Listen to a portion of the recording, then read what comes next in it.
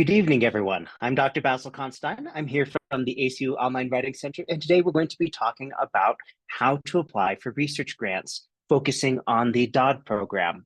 Now, if you don't know anything about the DAAD program, don't worry, we're going to take care of that.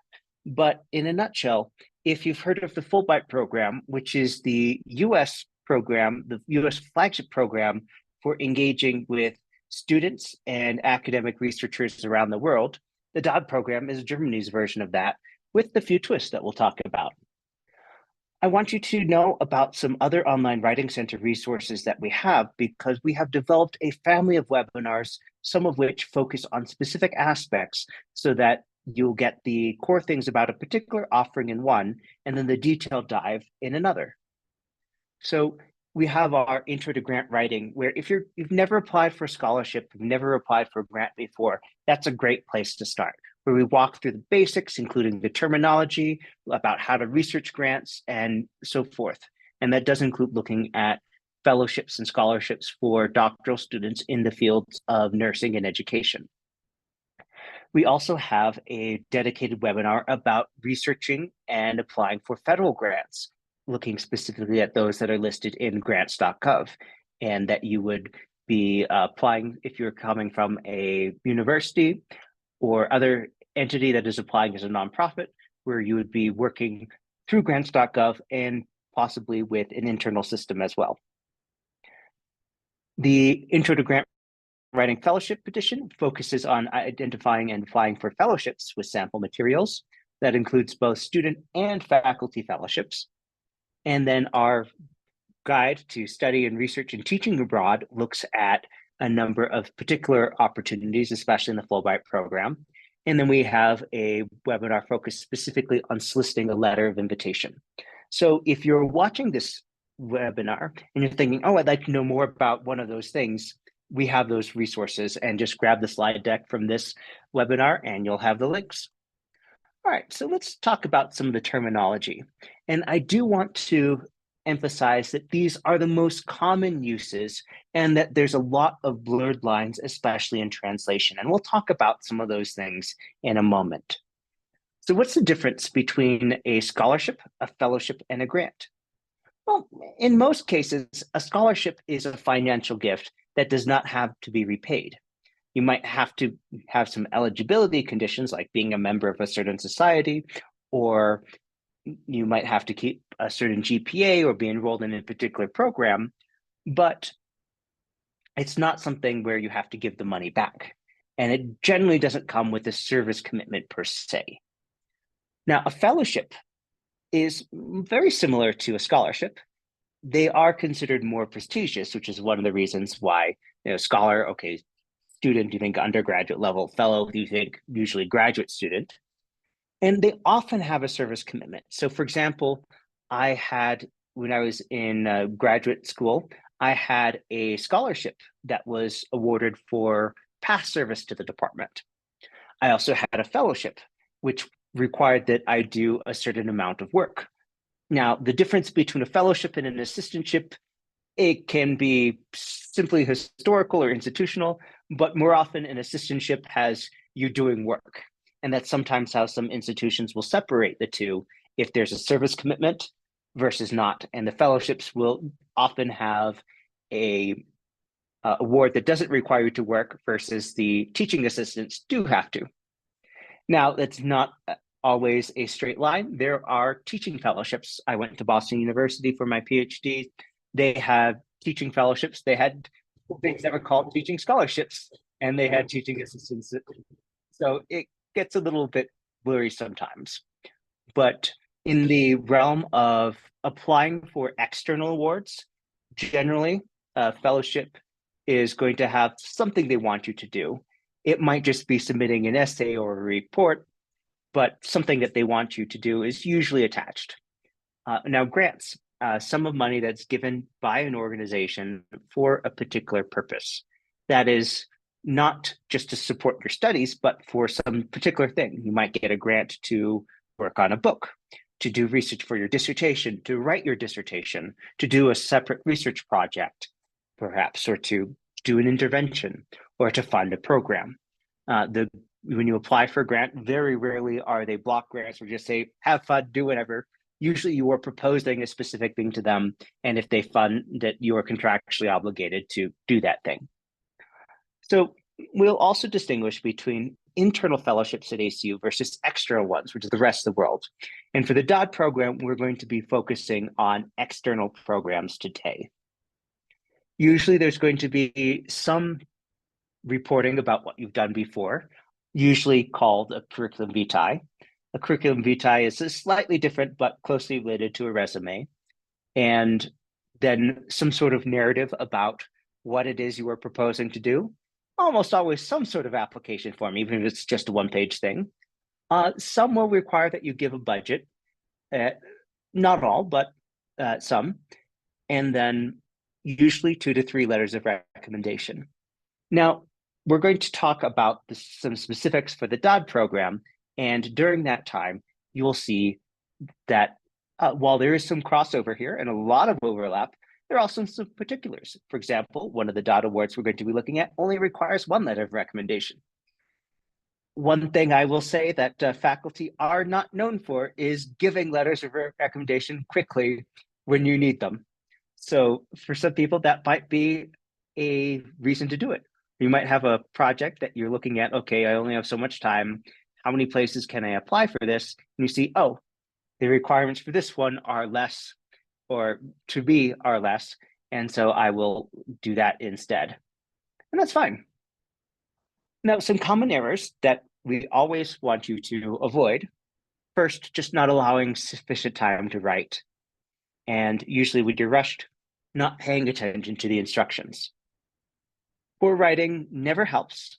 I'm not saying that language has to be perfect. A lot of fellowships have given their committees guidelines to go easy on people for typos, grammatical errors, not having as high a level, but you want to present yourself as best you can and have people focus on your project and not think, oh, well, it doesn't look like they're really paying attention to details. Let's vote this one down. We never want to be caught by that. So, whatever you can do to elevate the writing, one of the best things is to get another pair of eyes. And if that involves coming to the Online Writing Center, awesome. Failure to edit the application, that's related. So poor writing is one thing. Things like copy and paste errors, different fonts, just not really fitting together are some of the types of errors that can crop up if you don't spend time to go back over and edit the application. One of the worst things, and I have seen this on multiple committees, is when someone applies for an award and they say, I'm so passionate about this, I love it. And then there's the name of a different thing that they're applying on it. And you're like, I know that mistakes happen, but that did not help your case. So we all will make mistakes when we are rushing and distracted. And so leaving time to get in that other set of eyes, which could be us when we have more sleep or less distracted, could be, say, the Online Writing Center, could be a colleague. And then the last one that we'll keep on our list for now, failure to convey to the reviewers that your research is interesting. And this is really a problem for many scholars because we're very passionate about the things we do. And we don't always introduce things in an order and in a fashion that makes the reasons we are passionate clear to other people, or the urgency of it clear to other people. And that's hard sometimes when you're totally immersed in the field. And I'll give an example from the music area of my life. If I'm at the 18th Century Studies Conference and we're talking about, say, the operas of Handel, everyone who's there, by and large, has a certain level of knowledge about this. And so I'll say a name and be like, oh yeah, that's so important. Wait, you found that? Awesome. Well, your reviewers for a fellowship application, that especially one that has multiple disciplinaries, is involved. And that is something where they might not know things that are explicitly clear to you. So having another set of eyes that is outside your field who could say, I'm not sure what you're referring to. This sounds like it's supposed to be important, but I don't know what it is. That is something that is really helpful to have. Okay, well, we'll do a few more. lack of preliminary data research. How do you know this is a thing? And that could be shown many different ways. You could refer to professional experience. You could refer to published literature. You could refer to a preliminary search. There's a program that I have been a fellow at a couple times where they ask you to submit listings from their library and catalog to show that there's stuff at their place that you want to go because it's there. And if you were to include something like that, to make people think, oh yeah, this is a real thing that could happen, that won't help your application scoring. Same thing with a project that is too ambitious. It's completely normal for projects to change, but you want something that is doable, that is reasonably within the scope. So if you're saying that you're going to solve, let's say, the teacher retention problem in the state of California, that's a big issue. You're probably not going to do that. You might work on some subset of that, say identify a series of actionable items, actionable and reasonably inexpensive and able to be implemented things for an area. Like in one school district would be really appropriate scope for a doctoral project or dissertation. But make sure that it is clear that the scope is something you can do. And that includes sometimes referencing the prior experience that you have, which bridges us into number 8, lack of experience in the field. The things that your readers will be going by are what you provide them.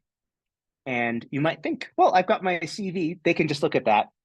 Well, just because it's there doesn't mean that people are thinking of those details and remembering those details when they are reading your application narrative. So for number 8, make sure that you give supporting evidence of your ability to do the project.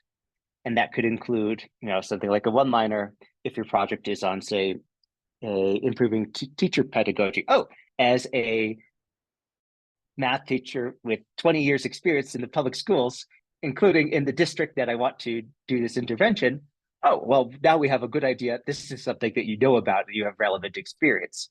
That might have been in your CV, but for that to be brought to the attention of your readers as they're reading your narrative and thinking, does this person have the skills to do it? Oh, wait, that answers my question. We're good. All right, limited impact. This is related to that failure to convey to the reviewers that your research is interesting. The people who are funding this, whatever it is you're applying for, want things to come of it. And some of that might be publication, some of that might be practice, but they want it to have an impact, not just be a piece of scholarship that goes on the shelf and does nothing. And that is something to consider, so that you want to make it clear that what you are doing has importance. Now, one of the ways that you can do that is related to number 10. So limited support from your institution, that comes in more than one way. That could be time released. It could be a letter of support. If you are applying for something that requires 3 letters of recommendation and none of them happen to be from the school that you're at, that's a red flag to many committees. So you definitely want to have at least one person in there from your institution. It might be prior support. If you've gotten previous awards to do this, or you've been nominated for a prize or something, that's all stuff you can throw in there to show, hey, other people are saying this is worthy, this is a great project. And it doesn't hurt if you have other financial support from your institution, so long as it's not something they look at and say, well, why would we fund them? They're pretty good already. So, you cite what you have. Don't be shy about it, because many of these things fit together in answering multiple questions. All right, I'm going to highlight this resource, and then for reasons of time, we're going to dive into talking about the DAAD program now. Now, for those of you who might be watching the recording, I'm just going to be clear that we're going to be bouncing between our slides and the DAAD website, because there's a lot out there.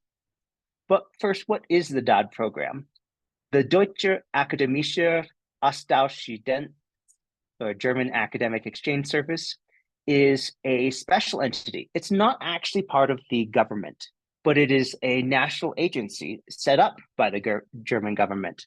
So it is a private and self-governing national agency. It's roughly analogous to the Fulbright program in the US, where the Institute for International Education, or IIE, administers the Fulbright program. And it's bilateral in the sense that it brings people from countries across the world to Germany and sends people from Germany to countries across the world, and has programs where people in Germany and other countries are working together. Now, it has a few peculiarities that are different from how Fulbright works. And one of those is in the way that it is integrated into German higher education. And the DAAD program says that it represents the 423 institutions of higher education in Germany. That's a lot. One of the reasons this is great is that there are a ton of different institutions. You write someone, they don't return your email. If your project will work at multiple places, great. You've got a pretty good draft of the text that you would write someone else at that. And if there are 30 colleges of public administration and you write all of them and one of them sends you a letter of invitation, great, you've got a letter of invitation.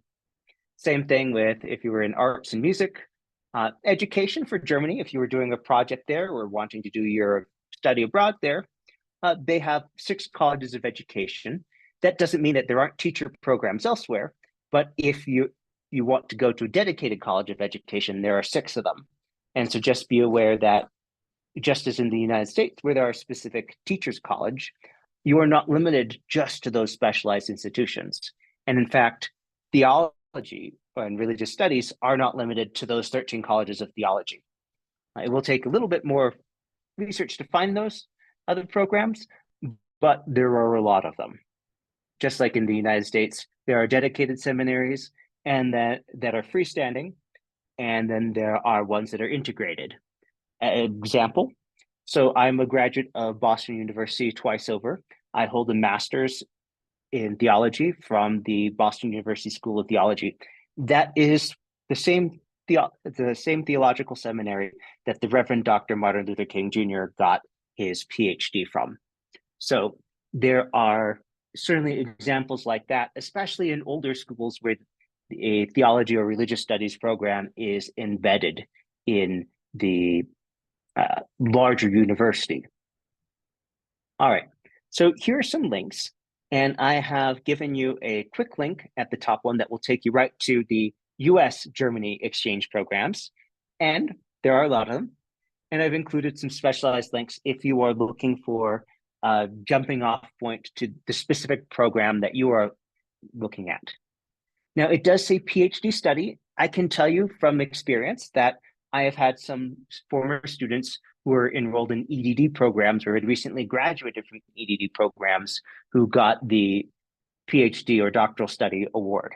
And so just the fact that they use PhD as their shorthand for doctoral programs doesn't mean that you can't apply with other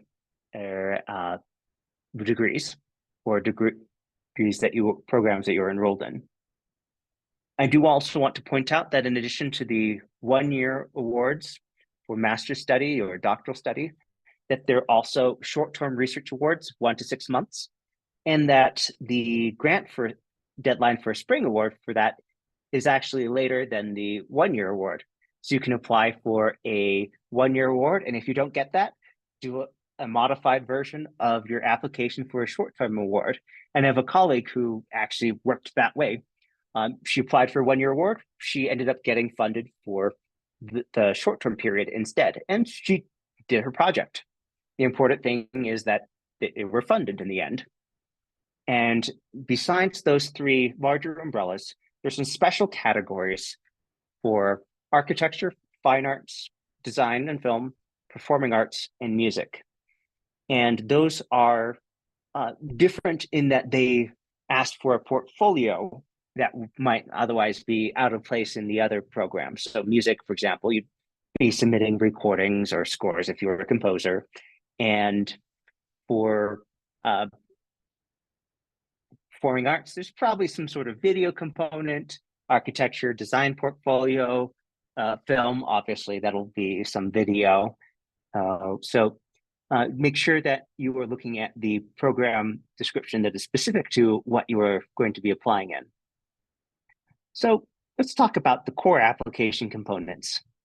So pretty much all of those programs will require these elements. There's an online application form you have to fill out. They're going to ask for a short CV, short in that it's a maximum of 3 pages. And if you are a scholar who's been active for a while or a musician who's been active for a while, you might have more stuff, but they have separate publications, which is an umbrella that would include things like concerts, if you're a performer, performances of whatever genre, if you're in the performing arts category, film, etc. Those would go in that separate list of publications. So that helps slim down your CV appropriately to fit within 3 pages. I've had a lot of people come to me and say, I don't know what to do. Do I just cut out the first X years of my scholarly life? And like, hold on, that goes in the list of publications, you're good. Letter of motivation, this is basically your application letter. We'll talk about this more in a little bit, but the meat of the proposal, so to speak, is the research proposal. The letter of motivation is where you get people interested in why Germany, and then you get into the details of the research proposal. The schedule is just what it sounds like. The easiest way to do the schedule is to talk with someone else who wrote out a schedule, look at their example, and then you're like, oh, that's actually fairly simple. It's just when you're starting out from nothing where it seems like, and how can I divide this into 6 months or a year before I even get there? But it is very doable. And it's not that you have to follow that schedule exactly, but to have a plausible plan and for the readers to be able to look at it and say, yes, this is of appropriate scope to what I want to do. And then next on our list is the letter of invitation or confirmation from the academic host in Germany. Now, there are some research institutes that can also host you in addition to a degree granting institute of higher education. But either way, it's a letter on letterhead that says, basically, we want to work with this person. And one of the great things about that, it is an example for you to give the writer of the invitation details that will help make your case. First, if they say, we're excited to bring them in, they have specialized knowledge, they can do this project, we think this project is important, then that adds to the rest of your application and can actually answer those questions about, can you do it? It's like, oh, so-and-so, who is very important at this place, says X. Awesome.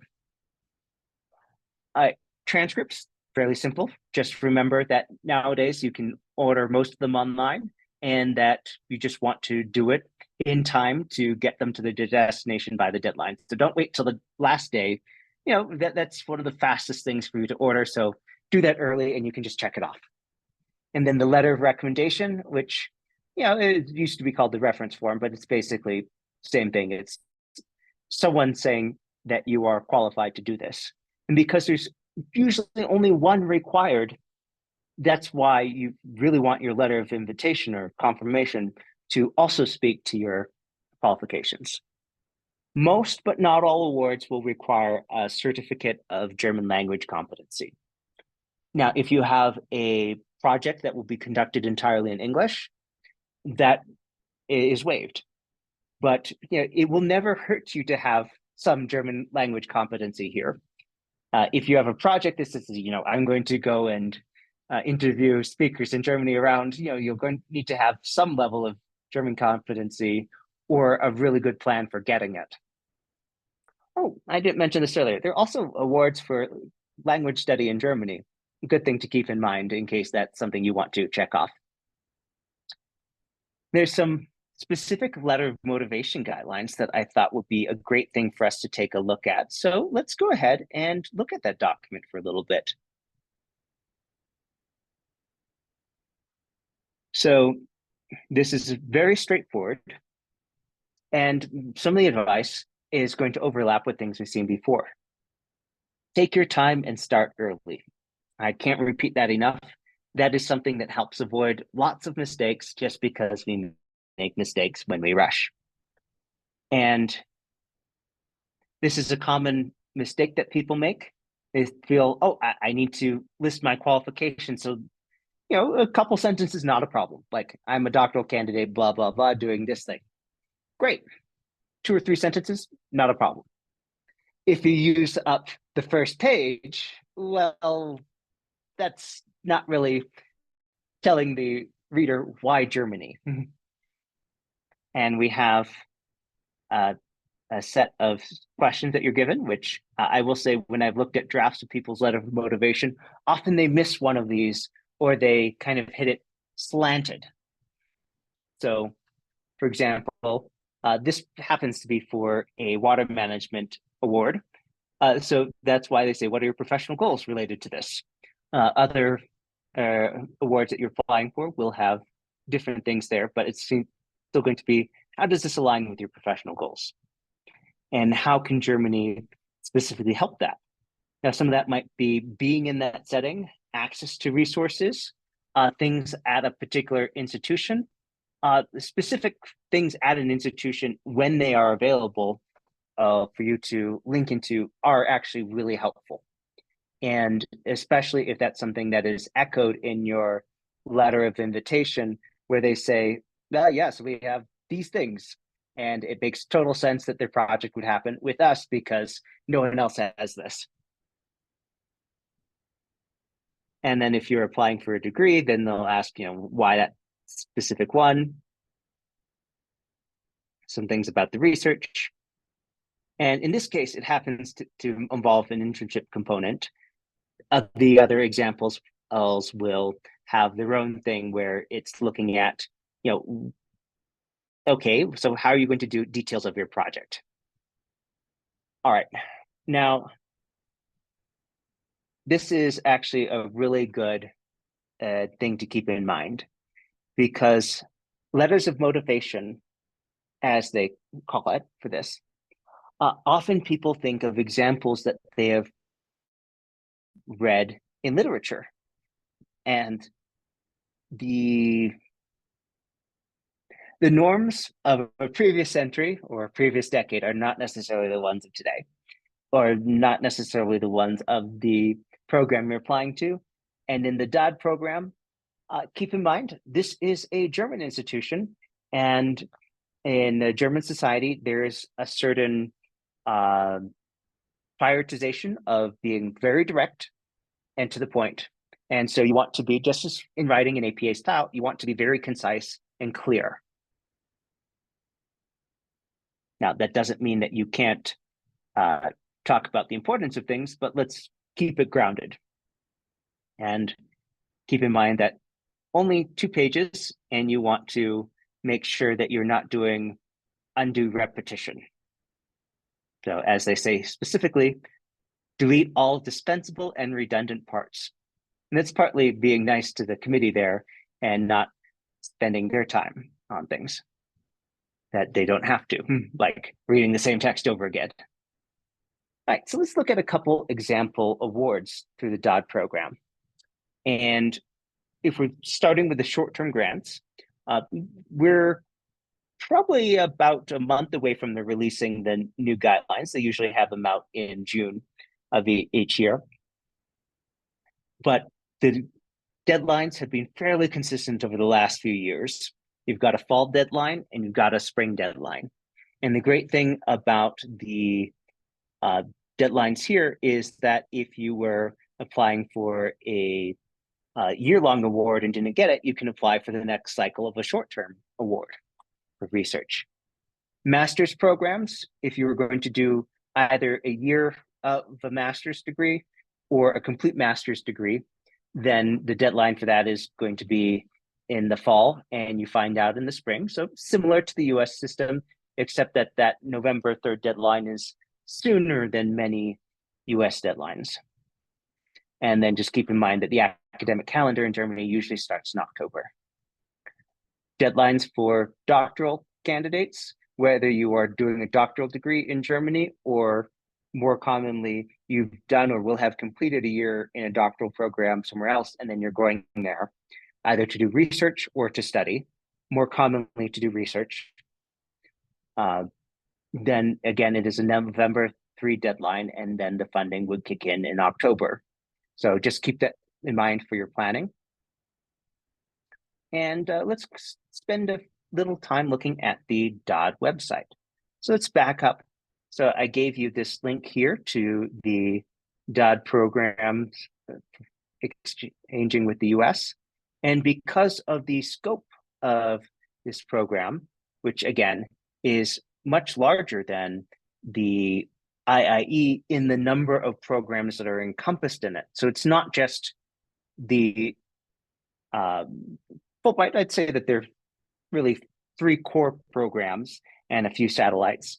DAAD is a lot. So if we have cooperating country, United States, we see that there's a whole bunch here, in addition to the awards that we were looking at. So let's go ahead and we're going to take a look at study and research in Germany.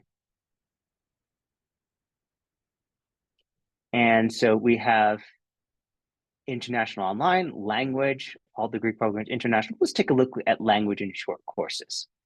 So perhaps you are working on your EDD and you are planning and teaching at an international school and you would like a German language one to be one of those. And so we can look here, we have short courses and language courses. Okay, let's take a look at that. And let's see course language German. And so we see a list of courses that you can take. Okay, well, what if it's not just the presence of courses, but you want to know, well, wait, what can I do to get funding for this? Okay, that's an excellent question.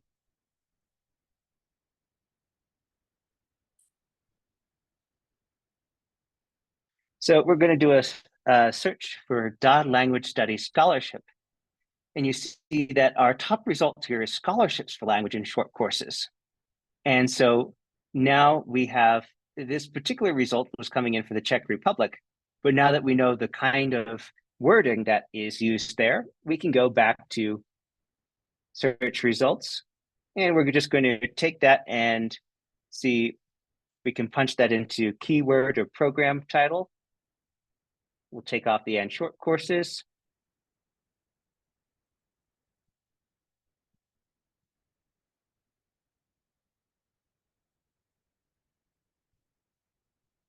Language, we see a variety here.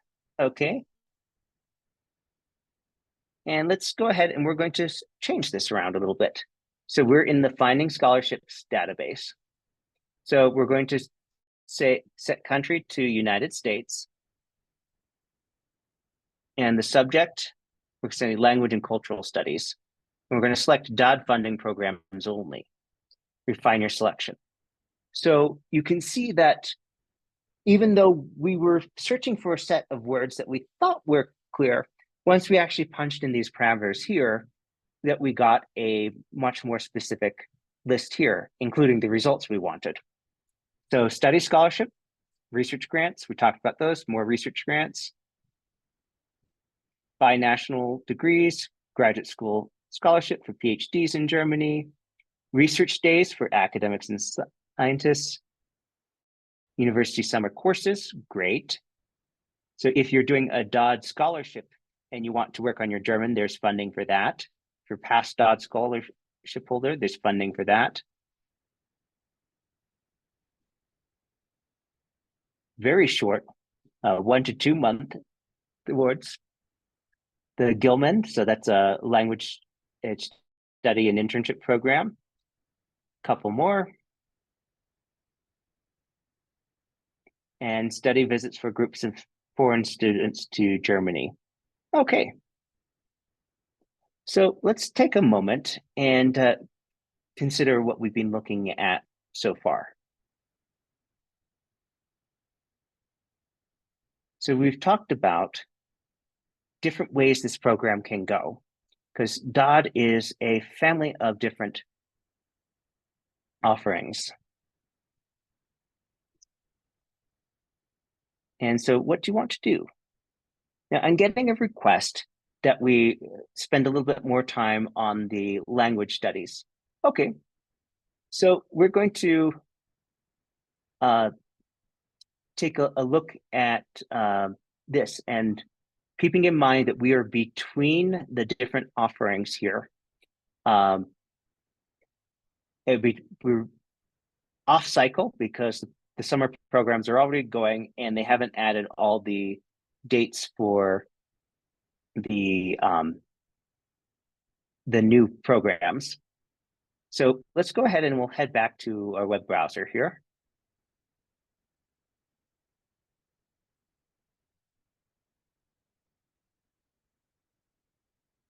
And so we've got the scholarship database we're looking in already, scholarship for language and sport courses. And we're going to head back here to the general thing, say DAAD funding programs only, and we'll say attention language course. And so here we have university summer courses offered in Germany for foreign students and graduates, DAAD scholarships for those students who want to improve their proficiency. Okay. And then let's go to, let's take a look at the winter courses because those are coming up earlier than the summer ones. So we have this note that you have to apply for one and not both of these different ones. So in this case, this program, you need to have been in college for at least 2 years if you're undergrad.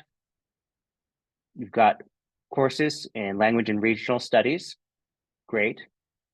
And then they give you a fixed value scholarship and then travel allowance, which will vary depending on where you're coming from. So if we're looking at from the United States,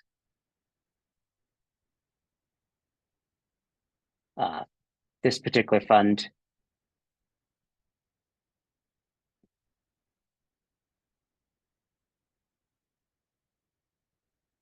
go ahead. Oh, sorry, we are looking at one that is limited to a number of other countries. So we're going to back up here. We're going to go ahead and so we're going to deselect the DAAD funding programs only and refine our selection here. So we've got 68. That's a lot. Language and cultural studies, we're going to set that to language course as well, and then update it. Now we're down to 3. And so because we have this specified, we know that this particular option here, which is very similarly named, but not quite the same. And it looks like they are updating the website right now. So that's probably a good point for us to bring things to a close.